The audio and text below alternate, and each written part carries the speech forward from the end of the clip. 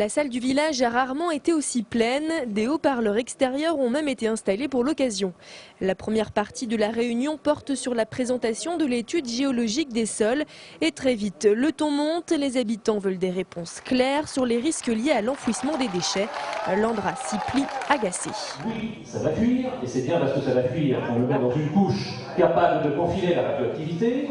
Et troisièmement, en prenant l'exemple de Chlore 36, ça durera 1,5 million d'années. Alors comme ça, je pense que c'est clair. La présentation informatique est aussitôt abandonnée au profit des remarques et questions des habitants d'Ausson et des environs à leur demande. Première interrogation, les motivations du maire et de son conseil municipal. On voudrait savoir pourquoi le maire d'Ausson a pris des décisions qui lui appartenaient d'un point de vue législatif, mais il aurait pu consulter la population et demander un référendum qui aurait déterminé l'approbation de la population ou le refus de la candidature. Devant le manque de réponses précises du maire, la tension monte encore d'un cran. Aux agacements et aux huées se greffent les insultes. Le débat se poursuit tant bien que mal sur les enjeux touristiques, économiques et environnementaux. Nous sommes dans un projet de pôle touristique qui n'est plus un projet, mais une réalité qui bénéficie d'une enveloppe de fonds européens considérable. Les porteurs de projets se sont déjà manifestés. Pensez-vous sérieusement, Monsieur Caillet, y avez-vous songé même? Pensez-vous que ces porteurs de projets vont aller loin dans leur démarche dans ces circonstances? L'appellation d'origine Chaours, c'est une des rares en développement aujourd'hui.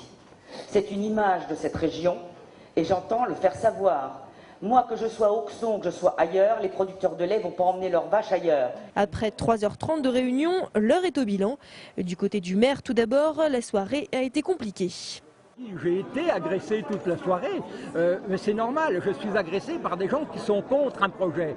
Ce que je trouve quand même un peu égoïste de la part des gens, c'est qu'on est contre un projet, on est contre des déchets, on est contre l'enfouissement des déchets, mais quels sont ceux qui n'ont pas l'électricité, qui ne produisent pas de déchets?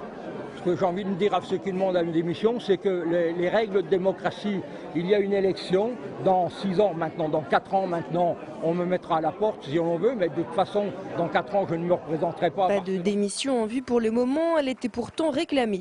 Du côté de Landra, le bilan est positif. Moi, je suis très satisfait de tout ce qui a été dit, parce que les gens ont exprimé leur opinion et c'était le but de l'opération. Les habitants, eux, sont partagés.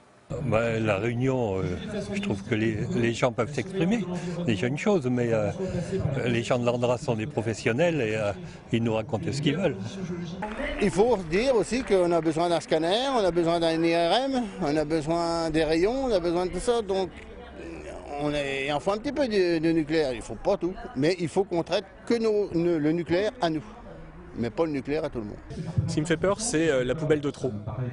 On a déjà 2 poubelles nucléaires, à Soulaine, à Morvilliers, on a déjà une centrale nucléaire, on a peut-être autre chose à Hypotémont, et là, ça nous ferait une 3e poubelle nucléaire, c'est la poubelle de trop. D'autres réunions de ce type auront lieu dans les mois à venir. Landra, quant à elle, lancera son étude début 2010.